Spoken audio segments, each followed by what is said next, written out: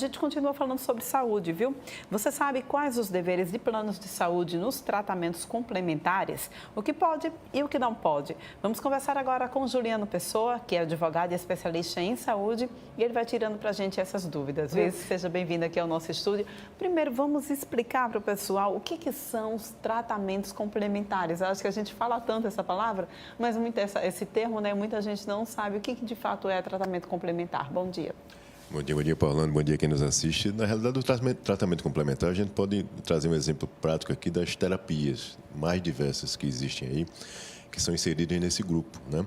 A gente vem tendo um dilema grande, por exemplo, no ano de 2022, em relação às terapias em gerais, voltadas para algumas síndromes, como o transtorno do espectro autista, por exemplo, foi muito debatido durante esse ano, mas nós temos uma recente também que é em relação à ecoterapia, por exemplo, que vem sendo bastante utilizada, tem reconhecimento do Conselho Federal de Medicina, tem legislação no país que regulamenta essa intervenção terapêutica desde 2019 e as operadoras permanecem indeferindo esse tipo de terapia. Então, são tratamentos como esses que assessoram, né, o tratamento medicamentoso e outros tratamentos que o médico prescreve para o paciente. Qual o dever, então, dos planos de saúde exatamente para a oferta desses tratamentos complementares? Veja só, o grande detalhe hoje, Paulana, é que desde esse ano, só para fazer uma linha do tempo aqui para quem nos assiste, veja, em junho, agora 2022, nós tivemos uma decisão do STJ, que fez uma interpretação de que o rol da ANS seria taxativo. Isso criou uma comoção geral, uma mobilização social, e o Congresso Nacional criou uma lei, editou uma lei posterior a essa decisão, eliminando essa lacuna. Então, por força de lei, agora, nós temos a determinação de que aqueles tratamentos e aqueles procedimentos elencados na lista de procedimentos de cobertura obrigatória da ANS é referência básica. Não estão ali contidos todas as possibilidades de cobertura. Então, em regra, o que é que deve ser coberto? Todas as patologias contidas nos CIDs e os seus tratamentos. Então, se o profissional médico aferiu naquele caso concreto a necessidade, ou seja, que existe algo indispensável à manutenção da saúde daquele paciente, não cabe ao operador indeferir, regra geral. Mas, infelizmente, não é o que os usuários se deparam no dia a dia. Essa é a realidade que nós enfrentamos ainda hoje. Mas vale lembrar também, nós temos 4 categorias profissionais: psicologia, terapeuta ocupacional, fisioterapeuta e fonoaudiólogo, que não deve haver, em hipótese alguma, qualquer indeferimento por parte das operadoras, porque a ANS eliminou qualquer tipo de limitação nesse sentido também este ano. Então, são decisões recentes que ainda não chegam com tanta força, né, ao conhecimento do consumidor, e eles terminam esbarrando no indeferimento e acham que, de fato, não tem possibilidade de fazer o tratamento. Porque, afinal de contas, né, os planos de saúde querem continuar lucrando, né? Eles querem lucrar cada vez mais. Se está lucrando, para eles está ótimo. Então, o que acontece?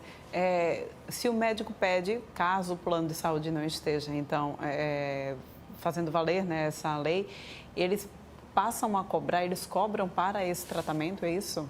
Não, na realidade eles não cobrem, né? Eles, Só por não exemplo, faz. no caso da ecoterapia, eles alegam que não faz parte do rol de cobertura obrigatória. E aí, por isso, ele nega.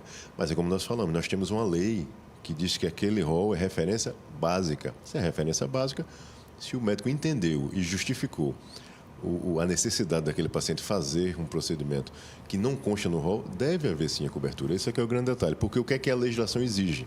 Apenas um dos requisitos: que tenha a questão da eficácia científica comprovada, o tratamento que ele está prescrevendo, que exista a indicação de repente da Conitec, que é quem faz, a comissão que faz as inserções no SUS, ou que haja também uma recomendação por parte de alguma outra reguladora de renome internacional equivalente à nossa Anvisa. Então, um desses requisitos existiu, é motivo para se ter a cobertura fora do rol. Então, é isso que as operadoras precisam entender e aceitar. E o Poder Judiciário, Paulano, vem reiteradamente determinando que as operadoras façam, sim, a cobertura desse tipo de tratamento, porque é o médico assistente que sabe a necessidade do paciente, como a gente sempre martela aqui.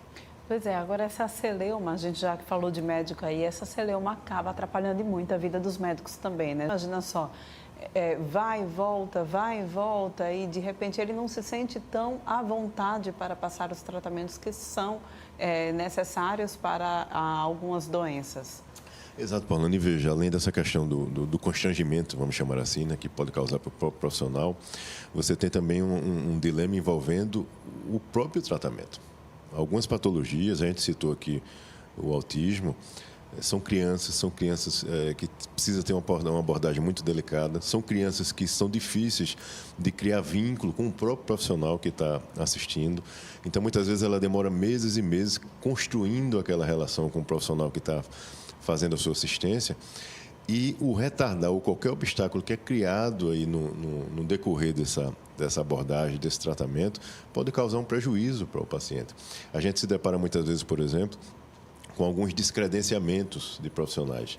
Então, veja, uma criança dela, ela demora meses, como nós falamos, para ela criar uma relação com o profissional. Depois que ela conquistou, né, a criança, esse profissional muitas vezes é descredenciado do plano. Isso causa um prejuízo enorme para esse tratamento. São crianças que demoram a evoluir no tratamento e essa evolução não pode ser perdida. Esse é o grande detalhe. O retrocesso é gigantesco no dia a dia dela. E existem casos, também aqui deixando a informação para quem está nos assistindo, existem casos, sim, de possibilidade de cobertura, mesmo que aquele profissional não conste mais na lista de credenciados junto à operadora, bem como também existe possibilidade de cobertura extra-rede credenciada, até da instituição hospitalar. Naturalmente é exceção, não é regra, mas se for demonstrada a especificidade daquele caso concreto, a necessidade daquele caso concreto, se demonstrar que a operadora não tem como assistir a contento, há sim a possibilidade de existir essa cobertura. Muito bem, então a gente tem aqui, olha, uma lista também, né, dos procedimentos que não são obrigados os planos de saúde a cumprirem. Por exemplo, tratamento de rejuvenescimento, é importante a gente frisar isso, né? Transplantes, à exceção de córnea, rim, medula óssea e os autotransplantes osteomiocutâneos, por exemplo, né? Gente, que nome difícil, desculpa, viu? Tratamento clínico ou cirúrgico experimental, procedimentos clínicos ou cirúrgicos para fins estéticos. Também tem essa lista. O importante é que a gente sabe que toda essa lista está sempre disponível no site da ANS. Então, se de repente o pessoal aí que está nos assistindo tem alguma dúvida, né, de como, sabe, será que esse procedimento é coberto ou não pelo plano de saúde, o site da ANS faz sempre essa atualização constantemente. Exatamente, está lá a informação e os consumidores também têm a possibilidade, falando de, se for o caso, dirimir essa dúvida junto da própria agência. Então, a ANS ela vem investindo muito nessa ferramenta porque ela vê que vem dando bons frutos. Então, há a possibilidade de qualquer beneficiário do país abrir uma reclamação em face à sua operadora, seja para dirimir uma dúvida ou algum questionamento direto de um indeferimento que houve ali no caso concreto. A ANS ela faz contato com a operadora, retorna para esse beneficiário e dá a solução do caso. Então, é importantíssimo que ele utilize essa ferramenta até para também ter certeza de que o plano está seguindo as normas, porque se ele não estiver seguindo, a própria ANS já pode empreender alguma medida de penalização administrativa dessa operadora. E nada impede lá na ponta, a depender da gravidade do caso, que ele busque a ajuda de um profissional da área jurídica especializado na área da saúde para verificar, mesmo não estando no rol, pode existir casos de haver, sim, a determinação de cobertura desse procedimento ou desse tratamento que está sendo recomendado. Tudo depende caso a caso. Passou para ser excepcional, busca ajuda de quem lida com isso no dia a dia, está acostumado a lidar com essas tratativas, junto com o profissional médico sempre, fundamentando, trazendo a documentação médica, relatório médico, justificando ali, do ponto de vista técnico-científico, a necessidade daquele paciente, e isto estando bem documentado, há sim a possibilidade do Poder Judiciário determinar a cobertura, mesmo extra-rol, como nós falamos. Agora, não é a regra geral de todos os casos, é importante analisar caso a caso sempre. Pois é, né? Sempre contar com um profissional que entende desse assunto, né? É muito importante também. Então, quando que a gente sabe, olha, não está dando certo por aqui, preciso tentar uma ajuda de um advogado que entenda melhor desse caso? Olha, veja só, a primeira coisa que ele tem que fazer é fazer contato com a sua operadora. A operadora indeferiu, ela vai ter que, obrigatoriamente, por força da norma, que fundamentar esse indeferimento. Então, ela vai dizer ali, documentado, o porquê da negativa. Com base nisso, ele pode abrir uma reclamação na ANS. Ele não precisa buscar ninguém até agora. Ele entra no site da ANS ou pelo 0800, abre uma reclamação. A ANS também dará um retorno para ele daquele caso concreto. A depender da resolução, ele pega tudo isso, reúne toda essa documentação e aí sim ele busca um profissional da área para poder verificar se há algum tipo de espaço, do ponto de vista jurídico, técnico, de se buscar o Poder Judiciário pleiteando aquele tratamento ou aquela cobertura, porque são inúmeros casos. Não dá para o consumidor, Orlando, sozinho, tentar saber quando é que dá ou não, né? Nós temos casos, por exemplo, de procedimentos cirúrgicos, onde o plano cobre a cirurgia, mas não cobre os materiais que foram requeridos pelo profissional.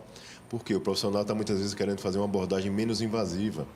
E aí, como nós falamos, essa escolha de menos invasiva tem um motivo técnico-científico. Se o médico fundamentou, é para existir a cobertura do material, mas a operadora não. Ela, senão eu cubro, mas no tratamento convencional, na abordagem convencional. E casos assim, são casos como este que o Poder Judiciário muitas vezes determina liminarmente que o plano cubra, inclusive, aquele material que foi solicitado pelo médico porque ele justificou a necessidade.